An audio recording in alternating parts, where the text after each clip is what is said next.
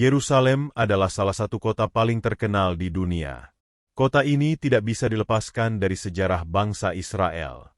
Bukan hanya terkenal karena sejarahnya yang panjang, Yerusalem juga menjadi pusat dari 3 agama besar, Yahudi, Kristen, dan Islam. Tidak ada kota lain di muka bumi yang begitu sering diperdebatkan soal kepemilikannya. Pertanyaannya, siapa sebenarnya pemilik Yerusalem?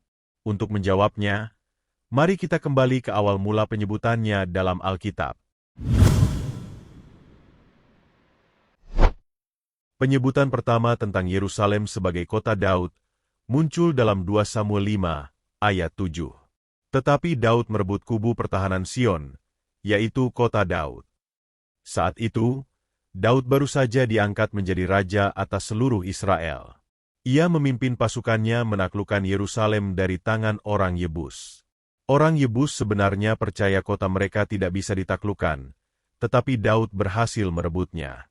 Setelah menguasai Yerusalem, Daud menjadikannya pusat pemerintahannya.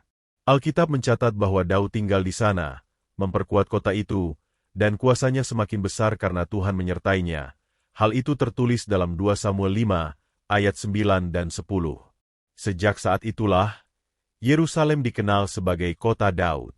Menariknya, meskipun kota ini sudah ada, jauh sebelum Daud, justru nama Daudlah yang paling melekat kuat dalam sejarah Israel hingga ribuan tahun kemudian. Apa pentingnya Yerusalem bagi bangsa Israel? Daud bukan hanya menjadikan Yerusalem sebagai ibu kota politik, tetapi juga pusat spiritual bangsa Israel. Ia membawa tabut perjanjian Tuhan ke kota itu. Tabut Tuhan melambangkan kehadiran Allah di tengah bangsanya. Kemudian, anaknya, Salomo, membangun bait suci pertama di Yerusalem. Sejak saat itu, Yerusalem menjadi pusat ibadah bagi bangsa Israel. Tidak ada kota lain yang bisa menggantikan posisinya. Bahkan, sampai hari ini, umat Yahudi di seluruh dunia yang menganggap diri mereka bagian dari Israel, masih berdoa menghadap ke arah Yerusalem. Mereka merindukan berdirinya kembali bait suci yang hilang setelah dihancurkan. Sedangkan bagi orang Kristen, Yerusalem memiliki makna yang tidak kalah besar. Di kota inilah Yesus Kristus disalibkan, mati, dan bangkit. Semua peristiwa terpenting dalam iman Kristen terjadi di tanah Israel, khususnya Yerusalem. Kisah kematian dan kebangkitan Kristus menjadikan Yerusalem sebagai pusat keselamatan. Karena itu, Yerusalem sering disebut juga sebagai kota suci orang Kristen. Lebih jauh lagi, Alkitab menubuatkan tentang Yerusalem baru di akhir zaman yang tertulis dalam kitab Wahyu 21. Kota ini akan menjadi tempat Allah berdiam bersama umatnya untuk selama-lamanya. Jadi, bagi orang Kristen, Yerusalem bukan hanya tentang sejarah masa lalu, tetapi juga tentang pengharapan masa depan yang melampaui tanah Israel. Yerusalem juga punya tempat khusus dalam umat Islam. Kota ini dikenal sebagai Al-Quds. Menurut tradisi Islam, Nabi Muhammad pernah melakukan Isra Mikraj, perjalanan malam dari Masjidil Haram di Mekah ke Masjid Al-Aqsa di Yerusalem, lalu naik ke langit. Karena peristiwa ini, Yerusalem dianggap sebagai kota suci ketiga dalam Islam, setelah Mekah dan Madinah. Namun, hal ini juga menambah panjang daftar klaim kepemilikan atas kota yang sudah sejak ribuan tahun menjadi pusat bangsa Israel. Jadi, siapakah pemilik Yerusalem yang sebenarnya? Disinilah masalah besar muncul. Orang Yahudi mengklaim Yerusalem sebagai milik mereka karena Daud dan Salomo menjadikannya pusat kerajaan Israel ribuan tahun yang lalu. Sedangkan orang Kristen percaya bahwa Yerusalem adalah kota milik Tuhan yang sejati, karena di sanalah Yesus mati dan bangkit, dan kelak akan memerintah sebagai Raja Israel yang dijanjikan. Orang Islam menganggap Yerusalem juga milik mereka, karena peristiwa Isra Mikraj dan adanya Masjid Al-Aqsa di sana. Lalu, siapa yang benar? Inilah bagian yang paling panas dari pembahasan tentang Yerusalem. Pertama, dari sisi politik. Saat ini, Yerusalem berada dalam wilayah negara Israel modern.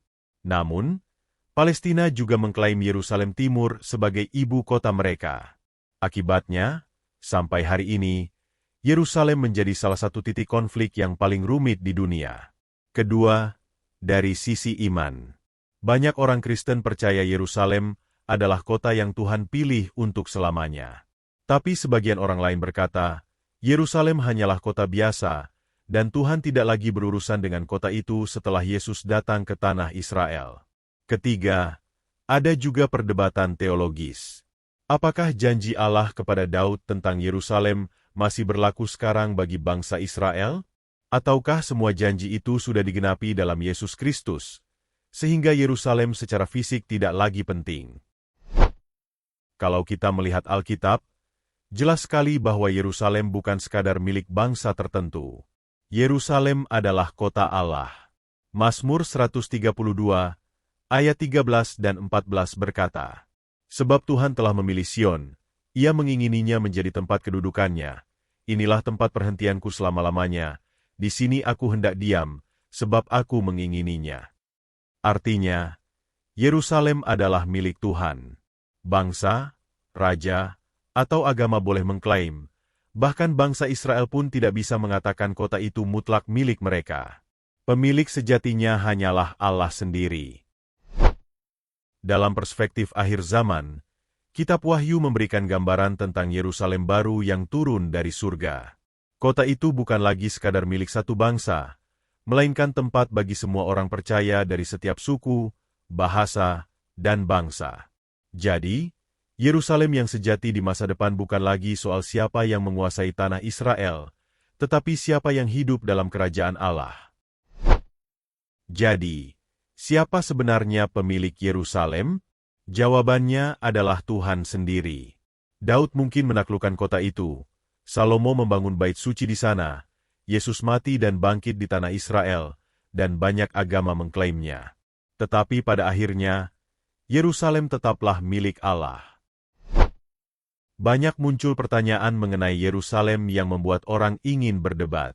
Yang pertama, apakah kita harus menganggap Yerusalem fisik itu penting, atau cukup menantikan Yerusalem baru yang dijanjikan yang akan datang? Yang kedua, apakah Yerusalem benar-benar masih milik bangsa Israel, atau kini menjadi milik semua orang percaya di dalam Kristus? Yang ketiga, apakah klaim umat Islam atas Yerusalem juga sah di hadapan Allah? Inilah pertanyaan-pertanyaan rumit yang selalu memicu perdebatan yang panjang. Penutup. Yerusalem bukan sekadar kota biasa. Ia adalah simbol janji Allah, pusat sejarah iman, sekaligus lambang pengharapan akan masa depan. Tetapi siapa sebenarnya pemilik sejatinya? Itulah yang terus menimbulkan kontroversi sampai hari ini. Nah, bagaimana menurut Anda? Apakah Yerusalem masih milik bangsa Israel? Apakah Yerusalem sejati adalah milik semua orang percaya? Atau, mungkinkah Yerusalem hanyalah kota biasa yang sebenarnya tidak perlu diperdebatkan? Silakan bagikan pendapat Anda di kolom komentar.